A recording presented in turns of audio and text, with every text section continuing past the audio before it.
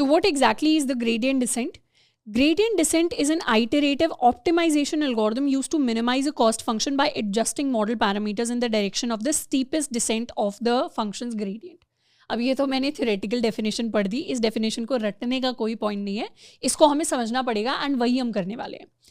Basically हमें पता चल गया कि इस तरीके का कर्व हमारा कॉस्ट फंक्शन हमें दे रहा है. इस तरीके का कुछ कर्व है जो हमारा कॉस्ट फंक्शन दे रहा है, जहां पर कोई एक पर्टिकुलर ग्लोबल मिनिमा है जो हमारे लिए एग्जिस्ट करता है. तो ग्रेडियंट डिसेंट बेसिकली क्या कहता है? ग्रेडियंट डिसेंट कहता है कि इस तरीके का बोल शेप्ड कर्व अगर हमारे पास एग्जिस्ट करता है, तो लेट्स सपोज हम उस कर्व के अंदर यहाँ पर खड़े हैं. अगर हम यहाँ पर खड़े हैं तो हमें पता होगा, अगर हम यहाँ पर खड़े हैं तो हमें पता होगा कि हमें अगर मिनिमम तक पहुँचना है तो हमें इस डायरेक्शन के अंदर मूव करना पड़ेगा. हमें पता होगा हमें इस डायरेक्शन के अंदर मूव करना है. अगर हम यहाँ पर खड़े हैं तो मिनिमम तक पहुँचने के लिए हमें पता है हमें इस डायरेक्शन के अंदर मूव करना है. और ये हमें कैसे पता चलता है? ये हमें पता चलता है because of slope. Actually gradient descent के अंदर जो हमारे दो वर्ड्स हैं, gradient and descent. Gradient descent के अंदर ग्रेडियंट का मतलब होता है स्लोप. स्लोप मतलब क्या? Slope of the cost function. If this is theta, this is J theta, gradient descent is basically D by D theta, मतलब derivative of J theta. J theta क्या हो गया? ये हमारा जे थीटा का कर्व है, तो इसको हम अपना स्लोप कह रहे हैं. हम डिफरेंशिएशन के अंदर लिखते थे dy by d x. dy by d x के अंदर हमारे वर्टिकल एक्सिस पे y होता था, तो स्लोप क्या होता था? dy बाई डी एक्स होता था. अब y एक्सिस की जगह जे थीटा है, तो इसका स्लोप क्या हो जाएगा? Derivative of J theta with respect to theta.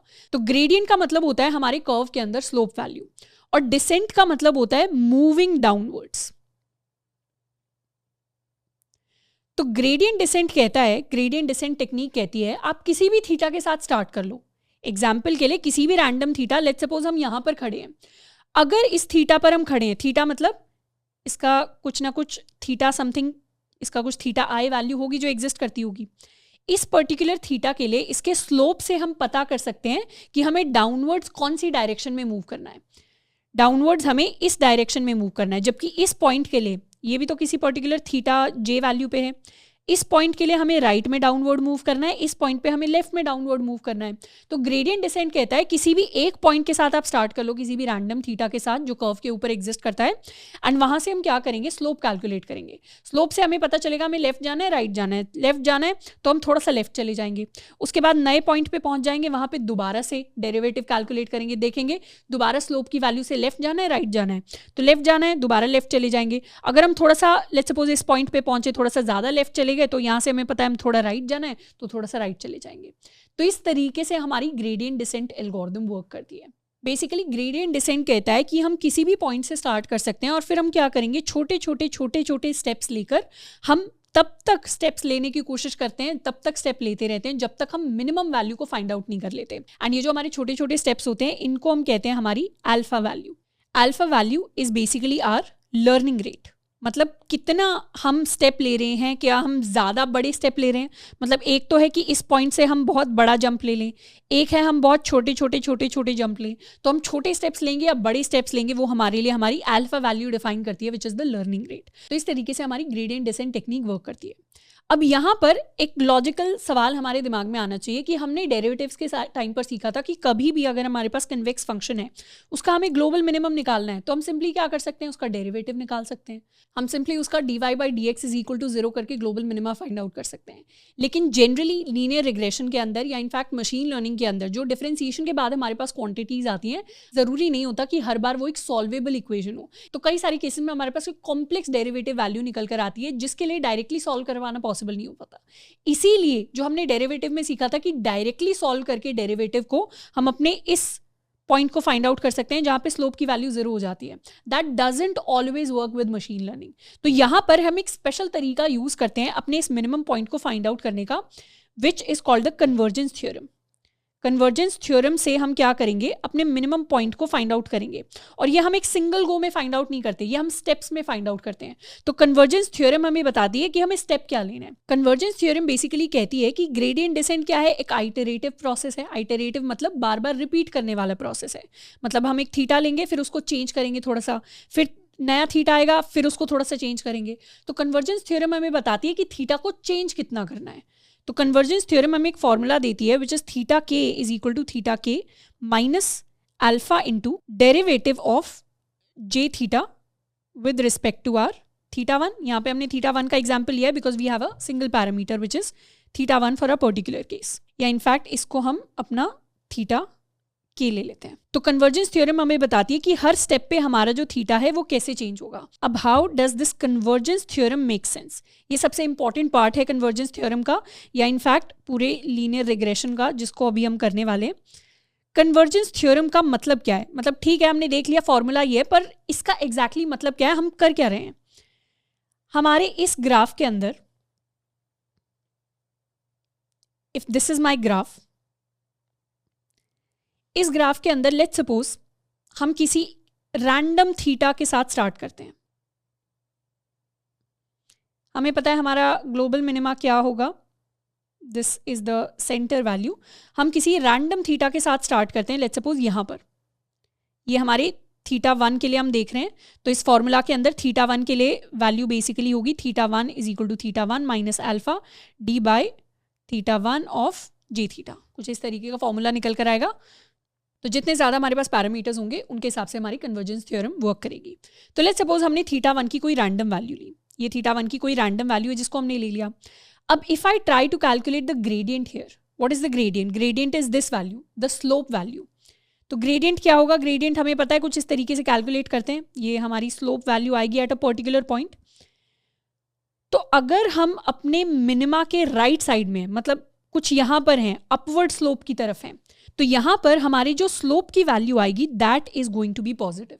Positive क्यों आएगी, क्योंकि स्लोप क्या कैलकुलेट करता है, स्लोप कैलकुलेट करता है this value. What is this, this is basically a small change in J theta with respect to a small change in theta.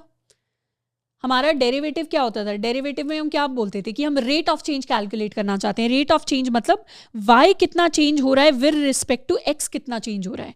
ये delta का सिंबल होता है which is a triangle which stands for change, कि y में change with respect to x कितना change आ रहा है. अब हमें पता है यहाँ पर एट दिस पर्टिकुलर पॉइंट हमारा जो कर्व है वो ऊपर की तरफ जा रहा है, जिसका मतलब है y कम से क्या हो रहा है, बढ़ रहा है. तो y में चेंज क्या है, जब अपवर्ड स्लोप है तो कर्व बढ़ रहा है, मतलब y में चेंज कैसा आ रहा है, पॉजिटिव चेंज आ रहा है.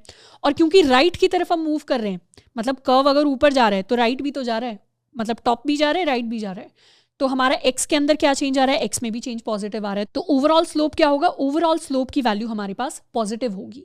वहीं दूसरी तरफ अगर हम लेफ्ट की तरफ स्लोप निकालें, फॉर एग्जाम्पल हमने अगर यहाँ पर थीटा ले लिया होता और अगर हम यहाँ पर स्लोप वैल्यू कैलकुलेट करते तो यहाँ पर हमारी स्लोप की वैल्यू हमारे पास आती नेगेटिव. नेगेटिव क्यों आती, क्योंकि यहाँ पर अगर हम लेफ्ट की तरफ अपवर्ड्स जा रहे हैं तो y में तो चेंज पॉजिटिव आ रहा है, पर क्योंकि हम x एक्सिस पे लेफ्ट की तरफ जा रहे हैं तो x एक्सिस के अंदर चेंज नेगेटिव आ रहा है, and that is why the overall slope value is going to be negative. तो एक चीज, एक बेसिक फैक्ट हमने एस्टैब्लिश कर लिया कि इस तरीके का कर्व अगर हमारे पास है तो राइट साइड में स्लोप वैल्यू पॉजिटिव है, लेफ्ट साइड में स्लोप वैल्यू नेगेटिव है. अब इस फैक्ट का हमारे इस थ्योरम से क्या रिलेशन है, ये क्या है, what is this, this is basically the slope value. तो क्या हम कह सकते हैं कन्वर्जेंस थ्योरम क्या है, कन्वर्जेंस थ्योरम बेसिकली कह रही है theta one is equal to theta one, specifically for theta one, minus alpha into slope. This is what the convergence theorem is saying, क्योंकि ये क्या है, ये हमारी स्लोप वैल्यू है. अगर लेट्स सपोज हमारा पॉइंट यहाँ पर लाई करता है, अगर लेट्स सपोज जिस पॉइंट के साथ, जिस थीटा के साथ हमने स्टार्ट किया है वो कुछ यहाँ पर लाई करता है, तो यहाँ पे हम क्या करेंगे, उसकी स्लोप वैल्यू कैलकुलेट करेंगे. स्लोप वैल्यू क्या आएगी, पॉजिटिव आएगी. स्लोप वैल्यू पॉजिटिव होने का मतलब है हमारा अल्फा भी वैसे पॉजिटिव होता है. स्लोप वैल्यू पॉजिटिव होने का मतलब है ये ओवरऑल वैल्यू क्या आएगी, ये वाली ओवरऑल वैल्यू क्या आएगी, ये पॉजिटिव आएगी. जिसका मतलब है थीटा में से हम किसी पॉजिटिव वैल्यू को माइनस करेंगे, जिसका मतलब है थीटा क्या होगा, थीटा ओवरऑल थीटा डिक्रीज होगा. ओरिजिनल थीटा में से पॉजिटिव वैल्यू को माइनस किया तो थीटा की वैल्यू क्या होगी, डिक्रीज होगी. थीटा की वैल्यू डिक्रीज होने का मतलब है कि एक्स एक्सिस पे हम लेफ्ट की तरफ मूव करेंगे, जिसका मतलब है हम क्या करेंगे, थोड़ा सा नीचे की तरफ शिफ्ट होंगे और नेक्स्ट जो पॉइंट आएगा वो यहाँ पर आएगा. उसके बाद यहाँ स्लोप कैलकुलेट करेंगे, यहाँ भी स्लोप पॉजिटिव आएगा. स्लोप पॉजिटिव होने का मतलब है दोबारा से थीटा को हम क्या करेंगे, इस फॉर्मूला के अकॉर्डिंग डिक्रीज करेंगे. डिक्रीज करेंगे तो दोबारा से हमारा पॉइंट नीचे की तरफ आएगा. एंड इस तरीके से बार बार नीचे की तरफ आते आते एक पॉइंट ऐसा आएगा where we will reach the minimum value. And इसी का ऑपोजिट दूसरी साइड होगा। दूसरी साइड मतलब लेट्स सपोज हमने यहाँ से स्टार्ट किया, यहाँ से अगर हमने स्टार्ट किया तो हमारी स्लोप की वैल्यू क्या है, हमारी स्लोप की वैल्यू है नेगेटिव, यहाँ पे आ गई हमारी नेगेटिव वैल्यू।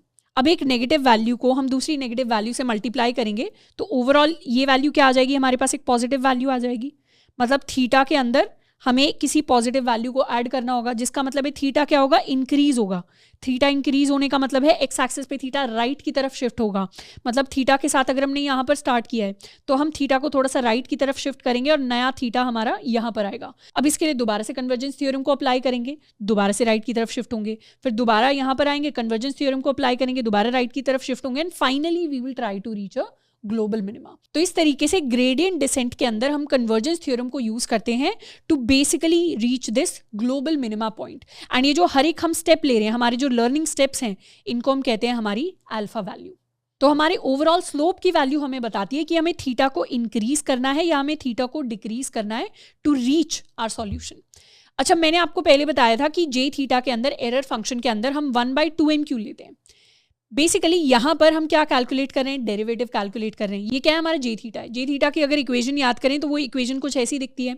अब इस इक्वेशन के अंदर इफ यू सी, क्या हम कह सकते हैं this equation is basically 1/2m something का स्क्वायर।